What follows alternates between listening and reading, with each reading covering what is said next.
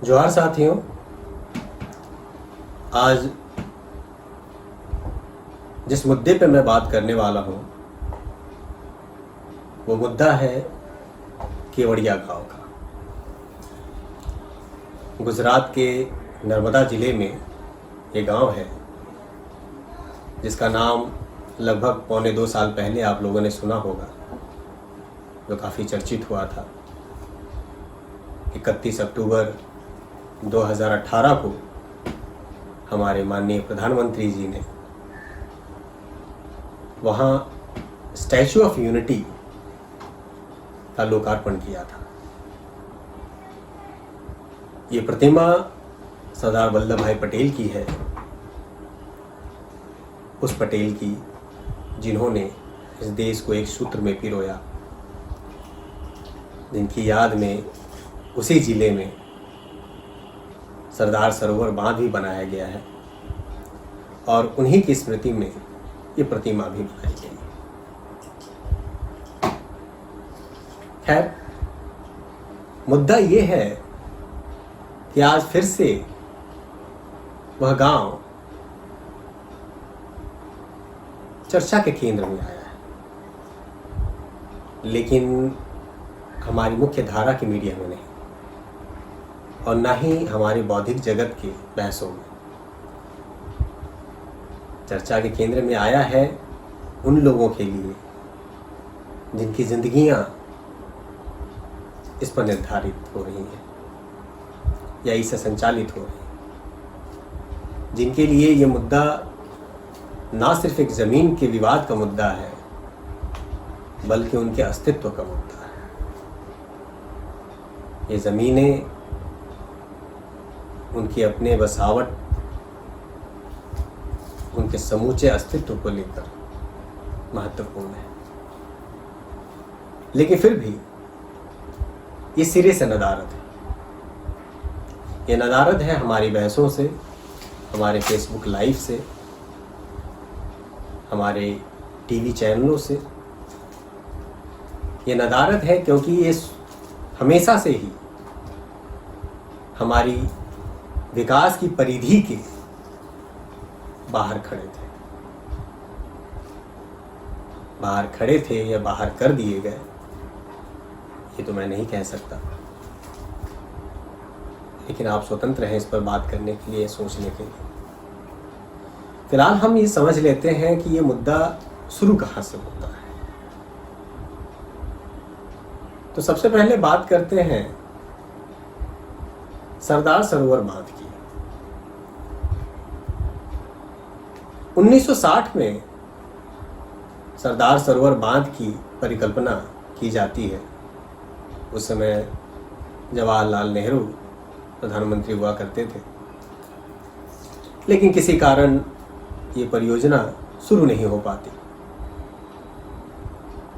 इस परियोजना के लिए 1962 में जमीनों का अधिग्रहण होता है।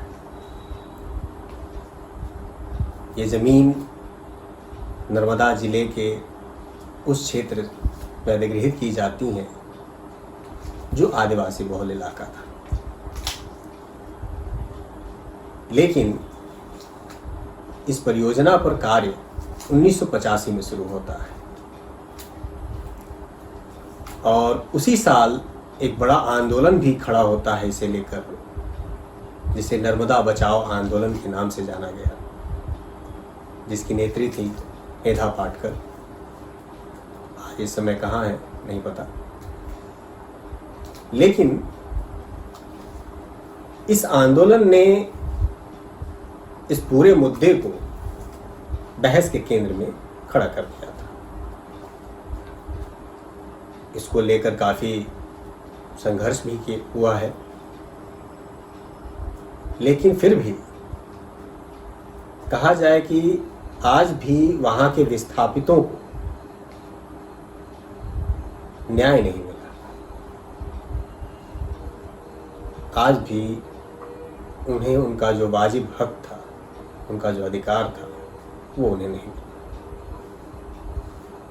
फिर उसके बाद आता है स्टैचू ऑफ यूनिटी, जिसे हम स्टैचू ऑफ डिस्प्लेसमेंट भी कह सकते हैं, विस्थापितों की प्रतिमा। अभी हाल ही में अमेरिका में एक घटना घटी थी, जिसके बाद एक अच्छा भला एक आंदोलन खड़ा हुआ वहाँ, जिसके बाद से कई जगहों से जो अफ्रीकी लोग थे, अफ्रीकी नस्ल के जो लोग थे, उनके साथ इतिहास में बुरा बर्ताव करने वालों को या उनकी प्रतिमाओं को एक तरीके से हटाया जा रहा है या हटाया गया। कुछ उसी तरीके से देख सकते हैं स्टैचू ऑफ यूनिटी के नाम पर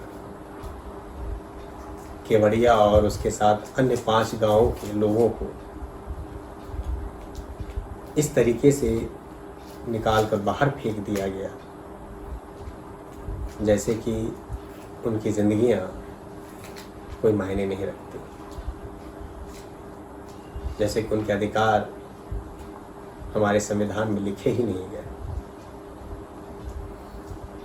आज भी ये सभी लोग अपनी मांगों को लेकर संघर्ष कर रहे हैं, सड़क पर उतर रहे हैं, लड़ रहे हैं। हमारी सरकारी जो मशीनरी है वो अपनी पूरी ताकत से कोशिश कर रही है किसी तरीके से ये ज़मीनें खाली करवाई जाए, ताकि उस स्टैचू ऑफ यूनिटी के इर्द गिर्द पार्क बनाए जा सकें, होटल बनाए जा सकें, गेस्ट हाउस बनाए जा सकें, कैफ़े बनाए जा सकें, जहाँ पे बाहर से लोग जो तफरी के लिए आएंगे उनके शौक़ के सारे इंतज़ामात वहाँ किए जाएं। और इन सब के लिए ज़रूरी है जो पहले से वहाँ पे लोग रह रहे हैं उनको वहाँ से हटाना, जो हमारे सरकार की प्राथमिकता में दर्ज है। लेकिन ताज्जुब तब होता है जब इन सब चीज़ों को लेकर इस देश का विपक्ष, इस देश के अन्य विरोधी दल, इस देश का प्रगतिशील तबका, बुद्धिजीवी वर्ग जब अपनी चुप्पी साध लेता है। इस वर्ग को दुनिया में क्या हो रहा है सब दिख रहा है। गलवान में कितने लोग मारे गए, कितने नहीं मारे गए, इन्हें पता है। काला पानी किसका है, नहीं है, ये भी इन्हें पता है। लेकिन इसी देश के एक क्षेत्र में 6 गांवों के लगभग 5000 लोग इंतज़ार कर रहे हैं न्याय पाने के लिए, लेकिन उनके समर्थन में कहें या उनके साथ भी खड़े होने की जहमत कोई नहीं उठा रहा। क्या आप और हम ये सोच सकते हैं कि ऐसा क्यों हो रहा है?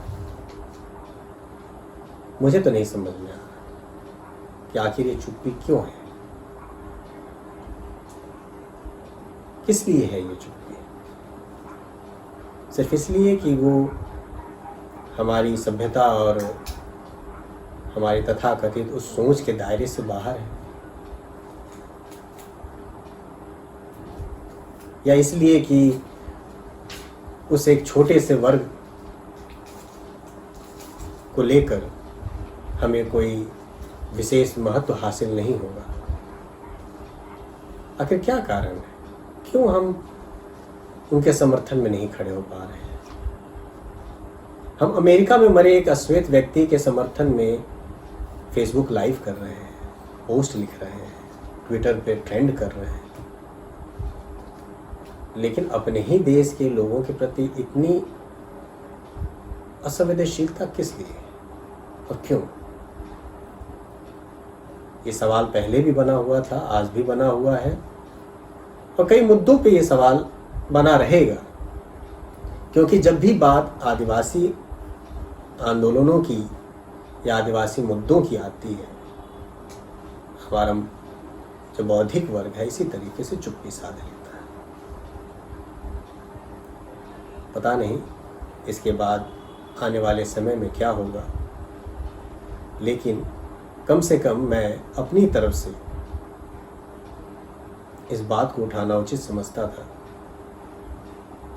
क्योंकि मुझे लगता है कि ये बात उठाई जानी चाहिए, ये हमारी बहस के केंद्र में आनी चाहिए, क्योंकि वे भी हमारे अपने लोग हैं